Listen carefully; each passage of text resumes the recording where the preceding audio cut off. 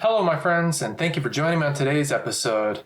In this video, I'm going to be showing you guys how I use a rock tumbler, one of my favorite lapidary devices. I just love these machines. You can have so much fun with them. If you like this kind of content, rock hunting and lapidary, anything rock related or adventuring, please be sure to consider hitting that subscribe button. It really helps this channel grow. Alright, let's go about doing this.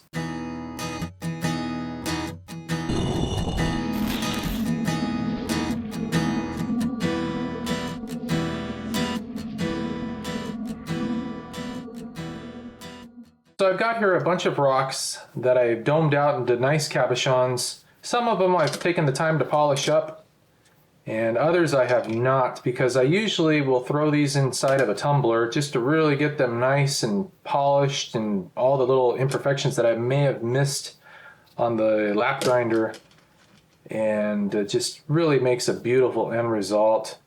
So I've got a bunch of these, and I figured this would be a great video to show you guys how I go about doing this, making them super polished and super shiny. So I'm going to show you guys the steps I go through using this rock tumbler. I happen to use a Lortone double barrel action here. We used to have 3 tumblers and they'd all be going at once. This can get addicting really quick. The steps are pretty simple, except for I'm only going to be doing 2 steps, so this is going to be a 2-week process. And we'll come back at the end of each week and we'll go through the different steps. Alright, for this first step, in the first week, I'm only going to be using 400 grit. I'm going to be putting that inside this barrel. Normally you would start out with some really rough, coarse grit, 60 to 90 or something like that. But since most of this has already been pre-polished and buffed down to the shape I want, I don't need to really go through those steps because then I'd be losing a lot of material. So I always start at something really high for just smoothing, knocking out those imperfections. So then the following week I can go over it with the aluminum oxide that I'm going to be using for the final polish. So I'll just add these rocks right into this barrel here. One thing I probably should mention is I do have some other rocks in here that have already been polished, and they act as a buffer space for that. So they'll add as a cushion, they'll help extra grind out some of those imperfections too. Alright, and another thing I really like to do, if you've got the storage space, I know it takes up a little extra room, is I like to separate my media that I use. So I have in here this plastic bag right here. I label it 400 grit stage for this particular step, so that way I don't really cross-contaminate, because if you are using 180 grit and then even if you wash it off, there's always still a little bit of residue on it. So I like to just keep my stuff pretty clean. Maybe it's a little bit of an OCD, but it's just a step thing that I kind of like to do. So I have that stored in this little bag here. I'll just add that. Basically what I have is these little pellets or ceramic pellets.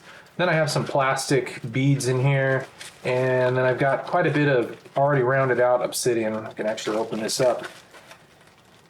And again, all this stuff acts as a buffer. And the reason why you want a buffer is because stuff is just tumbling around inside the tumbler so much that there's a risk that you could chip something or a rock could crack in half. And in my early days, I used to have that happen on quite a bit, especially on really brittle rocks. Like if you're hunting for rocks up in Payson where pretty much everything's brittle and really porous, you'll definitely encounter some breakage on rocks. So this helps prevent those breaks, helps prevent the cracks and chips, and makes everything really happy in the end. So I'm just going to add this entire bag right into here.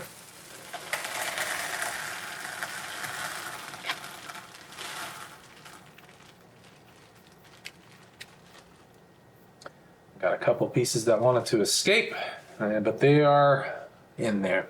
So you can see, I got that pretty much 3/4 full. Alrighty, so now I've got my 400 grit right here. I'm going to carefully open this because this stuff can go flying. Probably should be using a mask with this too. You're going to want to use a tablespoon. I only use about 2 scoops for this. If you read your manual, it's probably going to recommend 4 scoops. But I've never really seen a need for using more than probably 2 tablespoons. This stuff is so fine and it's going to get over everything. So make sure you get a nice big healthy scoop here. And just add this all right into there. And what the heck.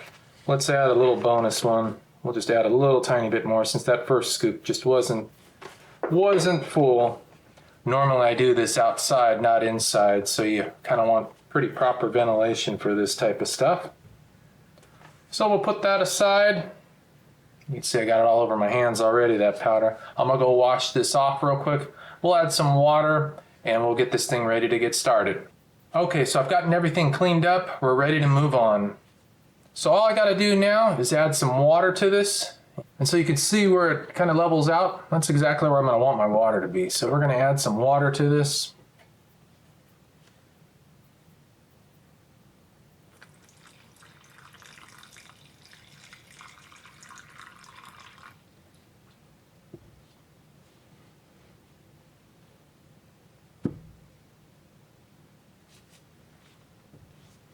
So you can see there's about my water level right there. So now I've got it 3/4 full, the exact same amount that I have filled with the media and the rocks that are in there. So we're ready to seal this up. So what's next? Well, next we're gonna seal this up. It's gonna be the last time these rocks see the light of day for about a week. Just gonna pop the lid on, make sure you got a nice firm seal. Got the lid right here. Should really get that pressed down good. Got the old thing that I still use. Can't believe it's still around. Some of these I don't even have that paper for anymore. Got the washer. And then the lock right here. I'll screw that down until it's nice and tight. Don't want it to be too crazy. Dump that around. Looks good. I don't see any leaks in this thing yet. You don't want leaks, let me tell you. So that is nice and well sealed. And of course the next step, I've got my big old tumbler right here. Again, this is the old double barrel. I used to be cranking these barrels out 24/7 for months straight. This thing has lasted me it's probably 5 or 6 years old now, this unit, and it's still going strong. I've only had to replace the belt just once. If you properly maintain these things, oil every so often, these things will last you a long time. And the one thing I do like about this particular model is it's really quiet. Some of these can get loud, very noisy. It's terrible if you live in an apartment. If you live in a house or somewhere, you can put these in your garage. You don't even have to worry about hearing them. But again, if you live in an apartment or something, it can get pretty loud and annoying pretty quick. But it definitely does its job. So we'll just put this in here.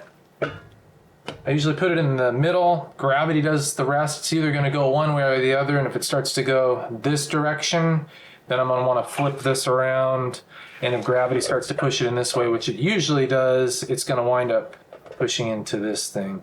My only complaint about this particular model is it has this little nylon burr disc here, which is pretty much worn down. Basically what it does is it prevents the barrel from touching against the metal, which starts to rub against the metal. But there's really no way to replace that because that's machine pressed in. The front one over here has a screw where you can actually replace that if you need to. But of course, it's the one that's not really worn down. The one that seemed to got all the abuse is the far down one. So we'll put that in there. We'll get this turned on and we'll come back in about a week and we'll flush out the grit that's in here, change it out and put the new stuff in. So I'll see you guys in a week.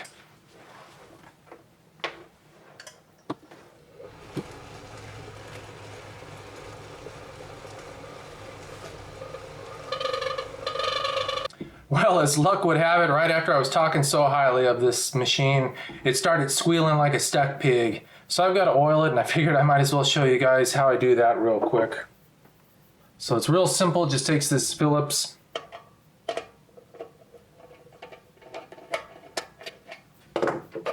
Pop the top off. It's going to reveal all the goodies inside the motor. And I use some regular machine oil. It's going to be kind of hard to show this on here, but the main shaft usually just needs to be lubricated. Which looks like it's pretty well lubricated right now, but this has been sitting for a while.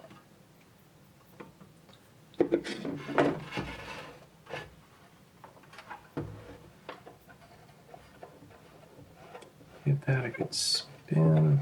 I don't hear that squealing on this line.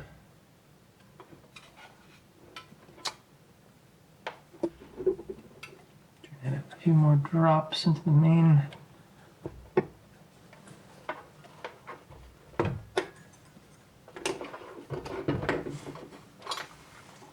See if that helped any.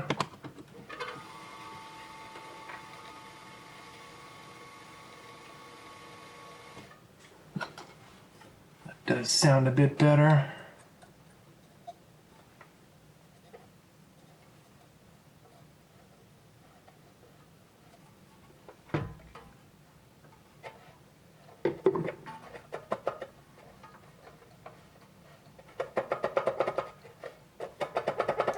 Wiggle that around to try and get that oil in there good.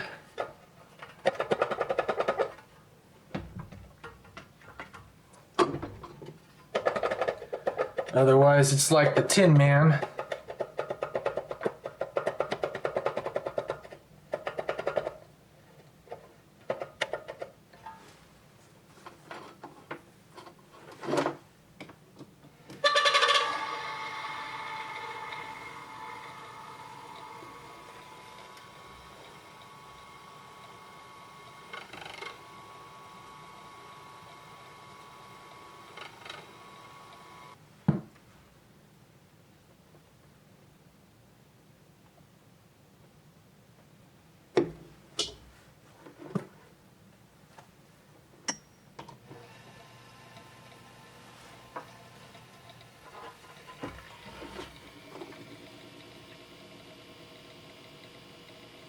Interesting. Looks like it may have been the main motor shaft that needed the oil.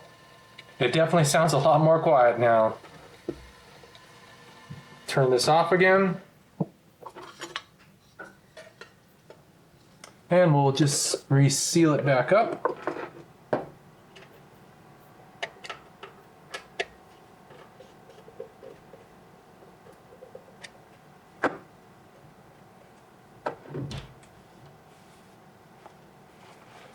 Throw the barrel back on.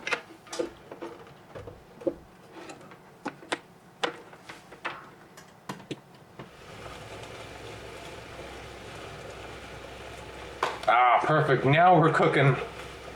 Beautiful. All right, guys, hopefully nothing else comes up. I'll see you in a week.